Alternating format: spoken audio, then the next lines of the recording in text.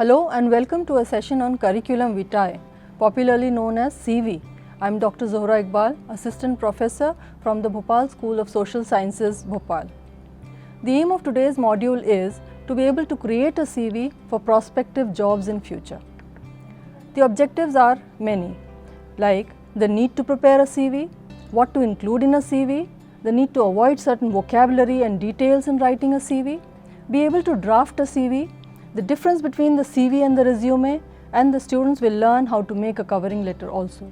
But in this module, I will be only dealing with the CV particularly and its various parts, and the CV and resume difference as well as the covering letter will be covered in the next module.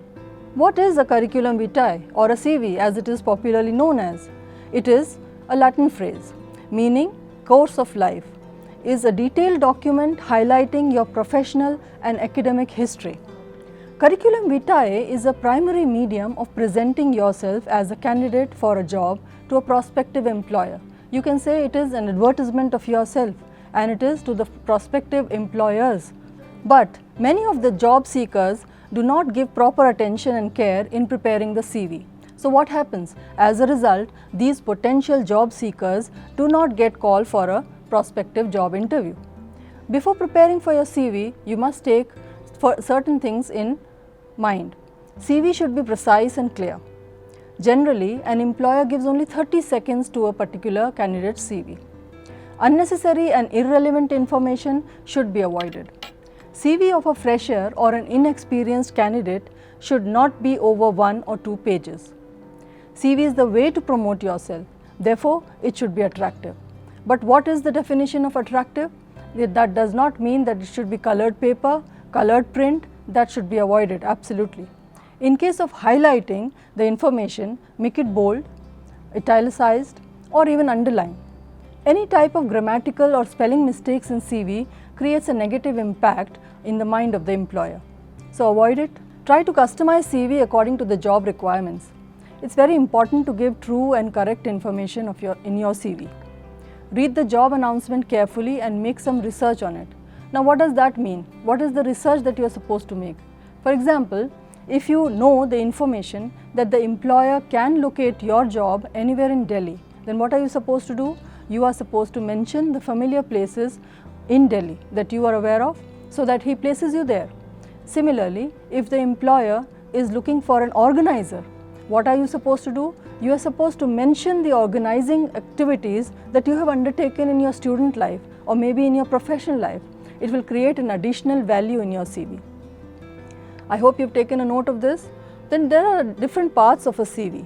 What are they? I have just listed them one by one so that we take it up in detail in the next few slides. First one is title. Then is the career summary. It is mostly applicable for experienced persons. What is mostly applicable for experienced persons? It's the career summary. And the career objective as against this is important for the freshers. Experience is next, then is education, and additional information can be placed, along with personal information, which is the next category. And finally, we have the references. Now let's take them up in detail one by one. First is the title. In the title, you will include your name, of course. It should be in bold format and larger too, but please avoid using nicknames. Then write your address. Which address? Your present address where you can receive mails by post. Phone numbers and emails, they are important. Email addresses should be placed there. This portion will be placed right in the center of the page so that it draws attention. Next is the career summary. As I have told you earlier, it is for experienced persons.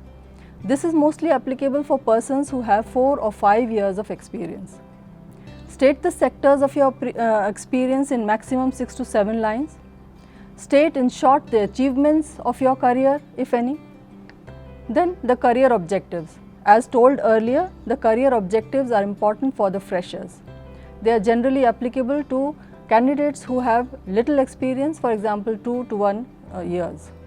Mention the immediate goal of your career in this part, meaning you have to customize your CV as I said. What is your goal and how is it related to the organizer's goal? It is important to write your career objective according to the criteria mentioned in the job announcement. Give emphasis on the ways you can make the contribution to the company and what is your expectation from the company. Both are important. Career objective actually gives your idea to the company and the company takes some idea from you. Experience is the next category. For the experienced candidates, this section should come before the educational qualification. Things that you should mention in your experience details are as follows. First is the name of the organization where you have worked earlier. On what designation or post were you? Then the time period, from this date to this date. If you have a number of them, place them. Then the job responsibility that you undertook while you were in that job. Special achievements. Now there are certain institutes that might have given you certain responsibilities and you undertook them so well that you have special achievements too. You can place them there. If you have working experience in different positions in the same organization, mention them in different phrases. State your most recent experience first, and then following the chronological order, you may end up with the first experience, meaning the reverse order is important. It is better not to mention experiences of short or insignificant things. Try not to have long gaps of time between the jobs. Next category is the education and training. This is more important for the freshers, as I said. Education and training part should come before the experience part for freshers. You will mention your degrees in education part with the following information. What are those? First is the name of the degree. For example, SSc, HSc, BCom, BA, etc. Then the duration of the course. It was for 2 years, 3 years, accordingly as master's and bachelor's degrees are. Then the name of the institutions and boards, CBSE, ICSE, etc., etc. The year of examination and the date of publishing results if necessary. Result and achievement if any. What do I mean by achievement if any? Some of you might be merit holders. That has to be mentioned. Mention your most recent degrees first, like the experienced, meaning, as I said, the experience which you have recently had should be first mentioned and then go reverse order. Similarly is here, the most recent degrees first and then go in the reverse order. Then mention the other degrees by turn. Remember that you should mention appeared if the final result is not yet published. It is for those candidates who have just appeared for an exam and are waiting for the result. Please mention ongoing if you are continuing with any program. You need not mention the result of any degree if the result was absolutely poor. Remember that it looks odd if you mention the result of one degree and avoid the other. If you participate in or a particular training program that supports your work experience, you should mention it. Mention the training of the institution, the topic, the duration of the training which you undertook. You can place the list of training right after the education part. Additional information. This category consists of the information that does not fall in the above categories. Which were the above categories? The education, the experience, and so on and so forth. But related with the job, they must be shown in this part. What are related with this job? Professional achievements if you have. Then the awards, language proficiency, computer skills, license, government identities, voluntary work. These are all which make your CV very rich. You can mention your parents' name, present and permanent address, religion, traveling places, if any, hobby, etc. in this section. Next is the category of references. You should not mention the name of any close relative as a referee in this part. Referees are especially those people with whom you have worked or studied under them. You must mention the phone numbers, the address and the emails of these people. It is better to mention 2 to 3 persons as referees, and you must inform them that you have placed their names in your CV. Let's run through the outline of the curriculum vitae once again. We'll recapitulate what we said just now. First is the contact information, which is the first and foremost thing and should be placed in the middle. It consists of your name, address, telephone number, cell phone, emails, etc.